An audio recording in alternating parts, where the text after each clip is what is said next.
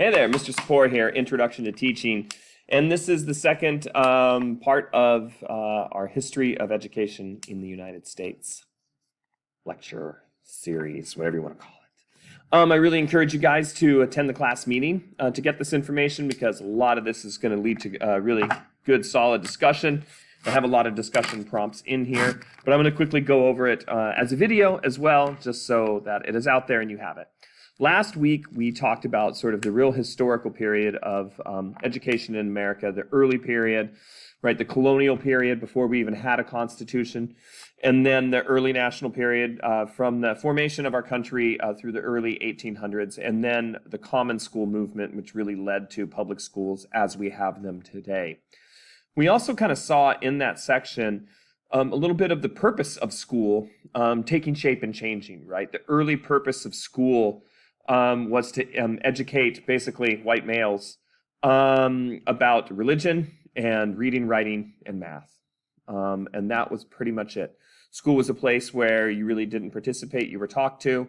Corporal punishment was a big part of it, and it was very rigorous, and again, just really focused on some of those core academic skills.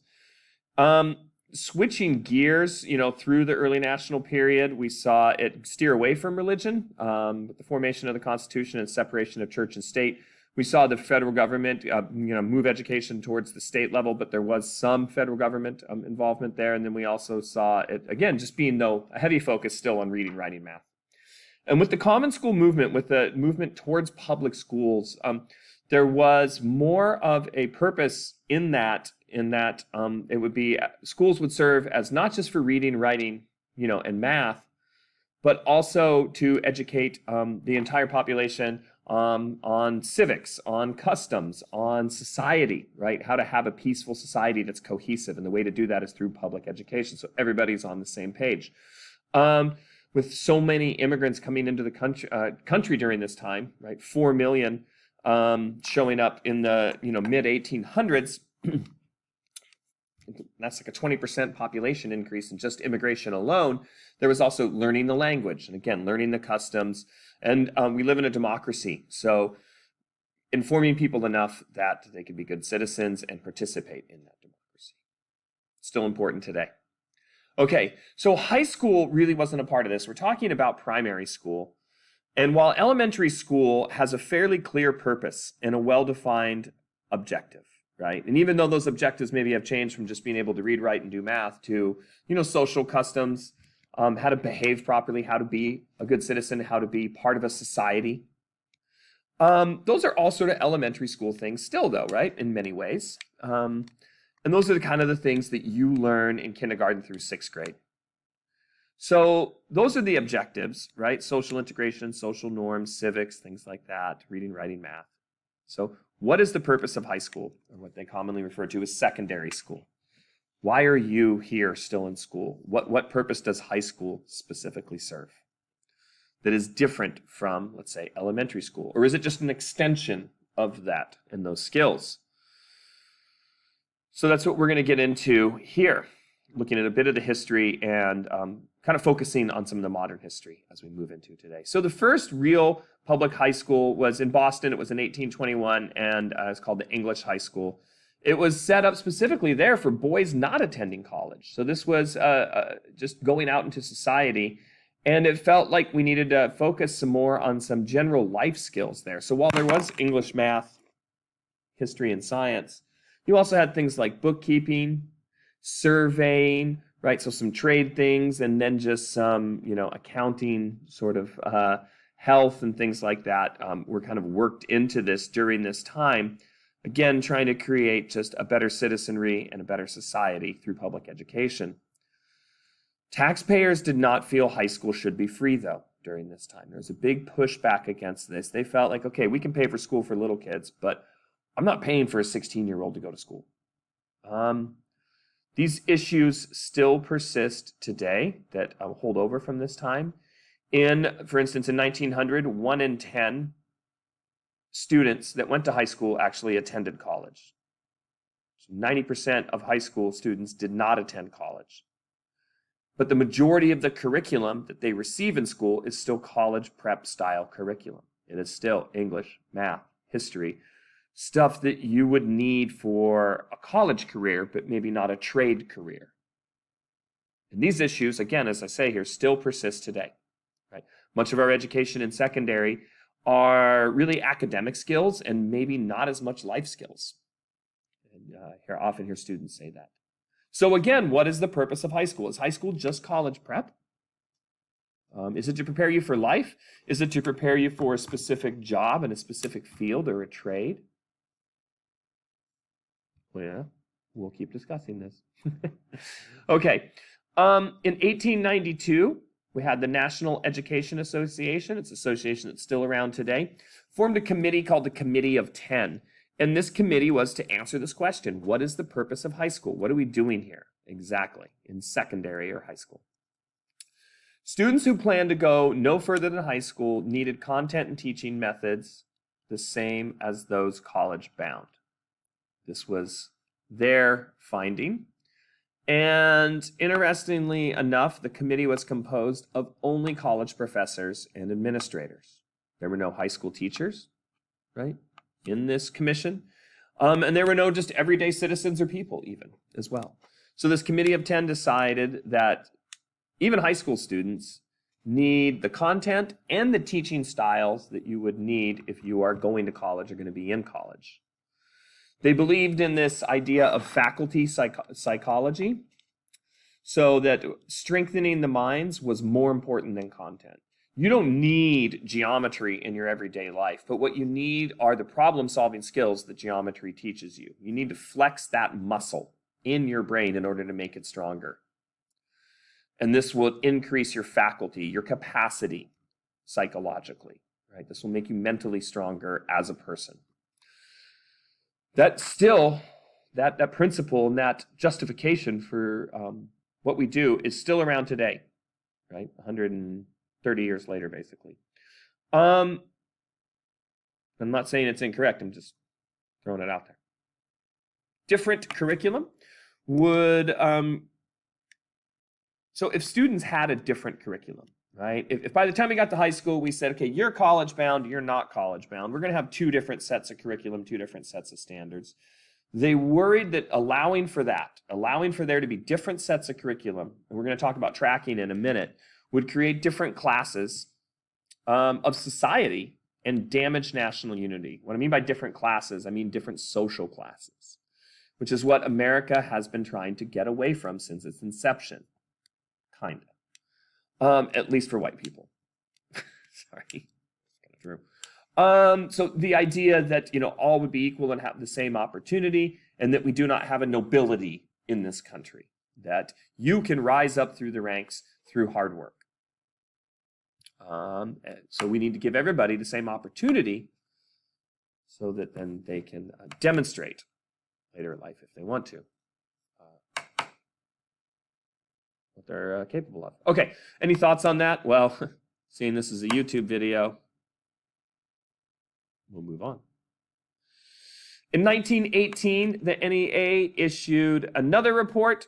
The name of it is here, Cardinal Principles of In 1918, NEA issued a report. And their finding was that they wanted to broaden high school curriculum to include basic skills, right? Such as, basic reading and math, of course, and continuation of that, let's say, but vocational skills, trade skills. We would have elective classes that offered you opportunities to learn a certain trade. Personal health would be included. Civics classes would be included, so government and things like that, to make you a better citizen, part of a society. We live in a democracy, and so everybody should participate. And ethics classes, right? Again, leaning more, going back to the original, common school movement there in the 1800s of why we have school is also to create a citizenry that is equal and informed. Tracking was proposed during this time, so different academic tracks for different students. In other words, coming up for a different curriculum. Okay, you're a college bound, you're going to go on the college track. You're trade bound, you're going to go on the trade, route or whatever that is. So there we go. So they proposed different routes for academics. And I asked the question here, what are the potential problems with tracking? kind of leads to that, creating different classes of people and maybe pigeonholing people. But you do this when you get to college. You pick a degree. But again, people have felt that in high school, we might be telling you what it is you're going to be before you really have the opportunity to discover it for yourself. Junior high, the idea of a junior high school. So it was always elementary and then high school. Junior high was first created in 1909 as a thing. It wasn't always a thing. And really then what was happening was you were in elementary school up until 8th grade. And the style of teaching and learning was pretty much the same that you would have had in elementary school. You would have had one teacher all day long. And it started to feel a little childish to those pre-adolescent students. So what they felt like kids at that age, right, when you're in 7th and 8th grade, really starting in 6th, 7th, 8th grade, was more focus on in-depth content. So not just memorizing a few, state names of states, but learning things, deeper content, intellectual and emotional and physical transition, and a need for a different type of school. One of the things that was done in junior highs initially was the idea that you would have a core group of teachers that all work together with the same students. So your class of students, your group of 30 that you're with, would be the same in science that you had in math, that you had in English, that you had in social studies. And that those teachers would work together to create a curriculum where your work would kind of follow around. What you learned in science, you would be using in math. What you learned in social studies, you would be using in English to write a paper. If I was writing a paper for a science class, you would go to your English class and work on it, edit it there. And you would have a deeper, more in-depth content style thing. But your teachers still work together, and you were still in a group of kids to where it wasn't like totally high school still. It was a combination of the two. That was the original concept for junior high. Now, that has not necessarily played out. So let me just get to some of this. Some of the issues with junior high, were that people tried to make it, into high school too soon, I guess. Middle schools were created in the 1970s, and this is actually what I was talking about with junior high. I mixed that up there. Middle schools were where we tried to create those groups where you would then go through and stay in a group so that it wasn't quite like high school, because junior highs were seen as mini high schools. And middle schools were the ones where then you would be with a group and move through. So do you think we do this at our middle school? Do we follow that middle school philosophy, right, of not quite being high school but not being elementary, where you're with a group and you kind of stay with that group? Or is the junior high more like high school or more like elementary school? Or is it its own unique thing, and in what ways is it unique? We would talk about those if we were here, but we're not, so I'm just going to move past them. Okay, high school in America. Some of the other changes that have gone on in high school, some of the key pivotal points. I think this is just an interesting point in American history. In the 1960s, we had a war on poverty.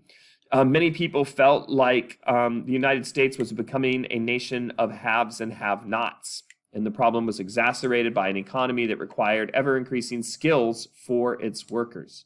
For the unfortunate, a cycle of poverty began, with inadequate education that decreased employment opportunities and led to a poor quality of life and resulted in lower achievement for the next generation. And then on and on and on. This is why they called it a cycle of poverty. If you were born into poverty, you did not have a good education. If you didn't have a good education, you weren't able to find a good job.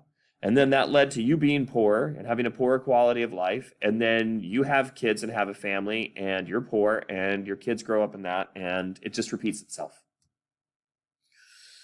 To break the cycle, Lyndon Johnson, who was our president then, created what is called the Great Society, which was a movement where he says in here that our failure to give our fellow citizens a fair chance to develop their own capacities is the problem, right? That we as a country have failed our own citizens because this is a poverty cycle that just repeats itself. We do not have good schools. We do not have a good education system. And if you're in a community that has money, right, then you're going to have better schools, better high schools, pouring more into them, where you have better private schools. And then people have a better education. They go out and get better jobs. People in poor neighborhoods don't. So things were done during this time in high schools to really increase our high schools and make them more equitable across the board. We talked about this last week with that school equality still being an issue today, I think, but this is where it was really leveled out. So increased federal funding doubled. The percentage-wise, it doubled. It actually tripled in that time from 900 million to 3 billion. The development of the Job Corps. So this was sort of modeled after the Civilian Conservation Corps of the 1930s, but rural and urban areas, there could be some vocational training for young people to go into to learn some basic skills to get some basic jobs. The Department of Education was created, and there's a bunch of other laws and measures that were passed back then as well, including some of the title programs that we still use today. Right, to give everybody the opportunity to have a good education and have a good school to go to no matter what neighborhood you live in or community you come from.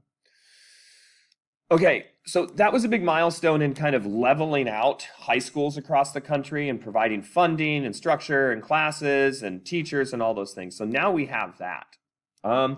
And then the next big movement and the era that we still live in today when it comes to schools and high schools is the standards movement. And this really came about in the early 1980s. And still today, this is the model that we follow. And what caused the standards movement in schools was the big technology shift globally in the world. But also in the United States, we went away from a lot of manufacturing, sort of low education level jobs. It doesn't, when you say low level, it's not a value judgment on the work that you do. Any job that you do every single day and you work hard at is awesome, and necessary in whatever it is you want to do with your life. But the education level required for some of these jobs was low level, and these jobs moved overseas. And other countries that we feel like we want to be like, or we are like in Europe and Japan and other parts of the world, became the technology leaders. And we were the technology leaders, right? So we wanted to have those high-paying technology jobs because these other jobs moved overseas, and we started to have the development jobs here, not the manufacture jobs. There's some argument about that still today, right? Because we've abandoned a lot of our cities and we've abandoned a lot of our communities by moving these out and trying to retool. Job markets move, though. Job markets do move over time. That's just a reality. So this perspective, though, that we needed to compete with other countries, we needed to be as good as these other countries, we needed to be better than these other countries, right? Comes out of this.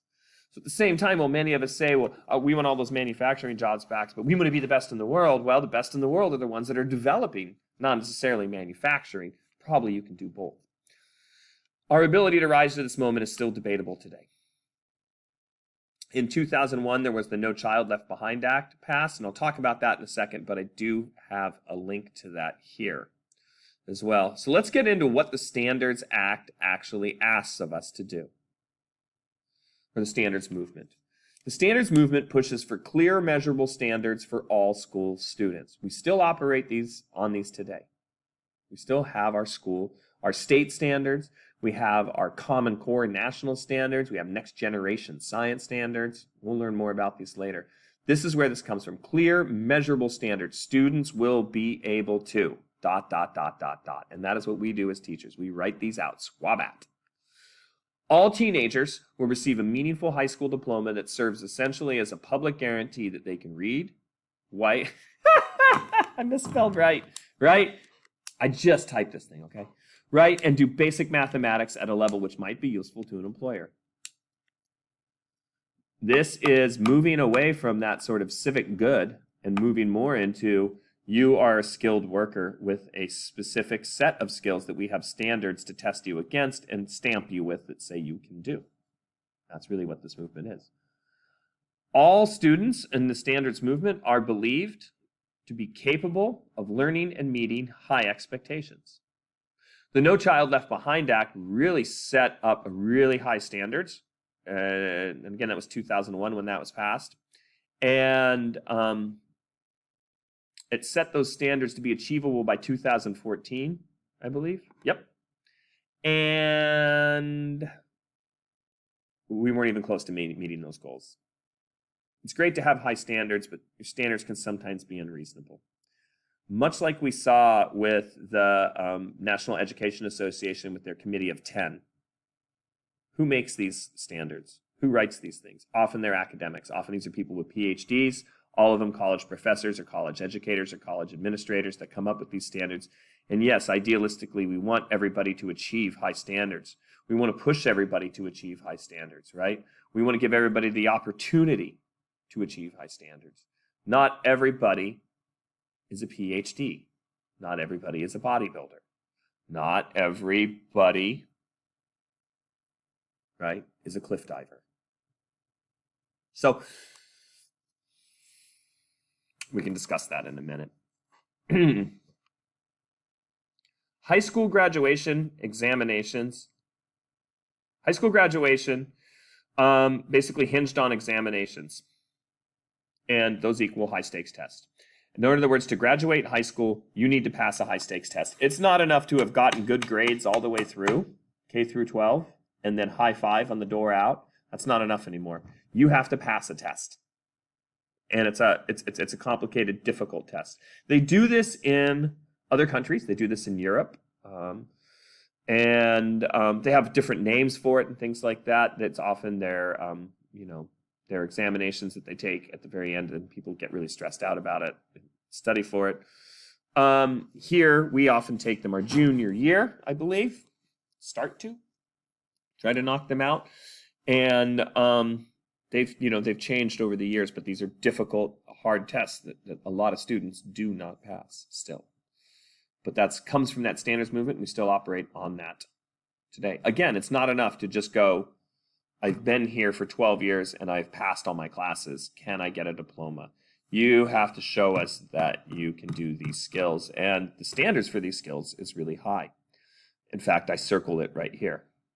So, high academic standards and expectations for all students, tests that are more rigorous and more challenging to measure whether students are meeting those standards. So now we've set really high standards for you academically, right? It's not enough that you can read and write. You need to be able to do Algebra 2. You need to be able to, dissect this piece of text and tell us what it is saying, inferring, not saying, what's the intent of the author, what's the bias of the author, give me 3 pieces of evidence to back this claim, that kind of stuff. And the tests we're going to give are going to meet those high standards. They're going to be very challenging. But we're going to then measure where you're at on that scale. And the big catch, accountability systems that provide incentives and rewards for educators, students, and parents to work together to help students reach these standards. We rate our schools based on your graduation rate. And we have high standards for you to achieve. And we need everybody to do that, right? So that the school also gets a grade. The school also gets funding. The school also gets lots of other things based on our graduation rates. So that puts pressure on administrators in the schools to have high graduation rates and to look good. Not that they don't want to, they do. We all want our students to be successful. There is now added pressure to ensure that you are successful. I think that's a different thing. I come from a science background, so my take on this can be different at times. My take on wanting to have good results versus ensuring that I have good results are 2 very different things. And from a scientific perspective, yeah, that's a different thing. Some might say that that generates a bias. So what are your thoughts? Are the standards too high? Are our high school standards too high for graduation? What do you think? Should graduation be dependent on a test? Or should you just get good grades and then graduate? It used to be that way. You didn't have to take a test until the standards movement in the 1980s, right? It has not always been this way. Do schools work harder than students to keep their graduation rates high? Some of you are seniors. Do your counselors, do your teachers care more than you? Do you feel like you can kind of coast and other people will keep you afloat so that you can graduate? You know, what's the emphasis here? Is the onus on you or is the onus on us that you do graduate? I'm curious about that. Like that is a bit of a constant struggle here. And that really kind of, I guess, and just so much that I have skipped and glossed over here, but I just wanted to pack this in because I think this is really interesting. And I think this is important for that lens and perspective to see that we always haven't been here. We live in the standards world now. And for most of us that have grown up in it, I have grown up in it, and I have gone through my formal education as a teacher to teach in it and really assume that this is normal. And I think that standards are an excellent thing. I think we need to have them. Right? I think that science standards are a good thing. Math standards are a good thing. I think that what I teach in a science class is a certain content that needs to be taught, that should be taught. It shouldn't just be up to everybody to teach whatever the heck they want. I think with civics, I think with history, I think we could even do a better job of having more standards and being more rigorous to those. At the same time, should we require you to be tested on all of those in a very high level and have your graduation be dependent on that? Do those two go together? Are they separate? That makes sense. Maybe these are just my questions. Maybe they're yours.